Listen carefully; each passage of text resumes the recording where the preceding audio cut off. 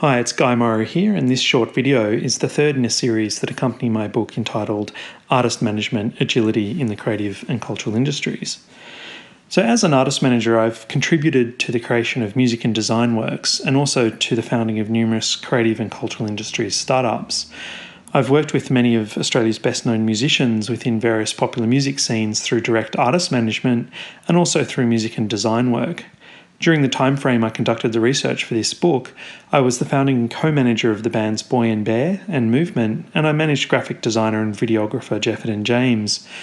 In this latter capacity, I worked with Australian and international artists such as Passenger, Josh Pike, Missy Higgins, Dustin Tebbett, Emma Louise, Shepherd, The Paper Kites, The Griswolds, Oh Mercy, Tim Rogers, Casey Chambers, Patrick James and Husky.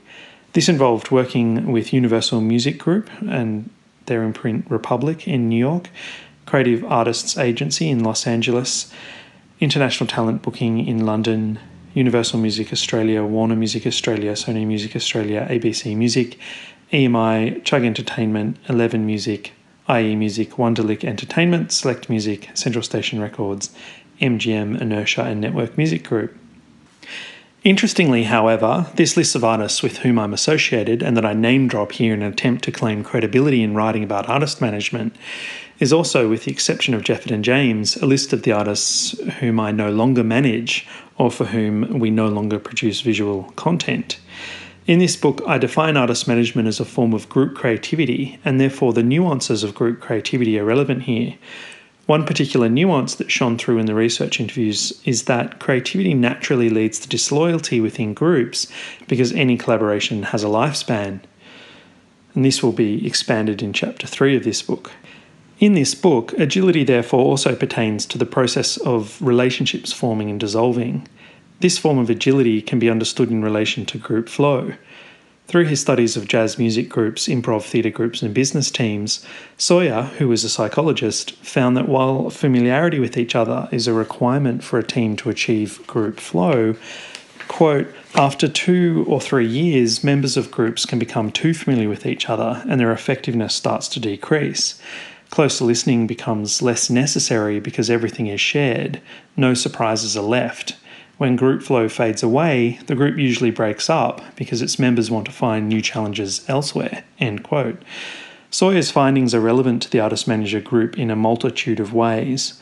While the collaboration between the artist and the artist manager may itself have a natural lifespan, the artists may also be involved in an artistically creative group that has a lifespan, a group with which they collaborate until the interaction is no longer challenging.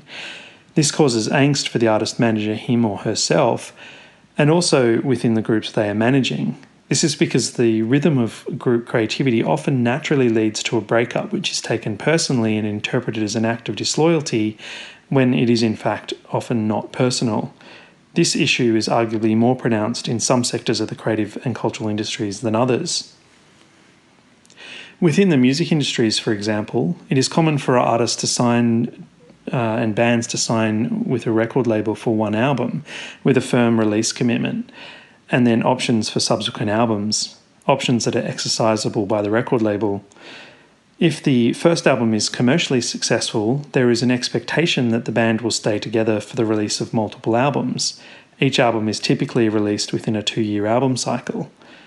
The nature of group creativity over such a long time frame means that bands and their managers necessarily attempt to resist the natural transitions in the lifespan of such creative groups. The dance, film and theatrical industries arguably operate on a more project-by-project basis, and therefore groups within these sectors naturally form and dissolve more rapidly. An extreme example of this is improv theatre.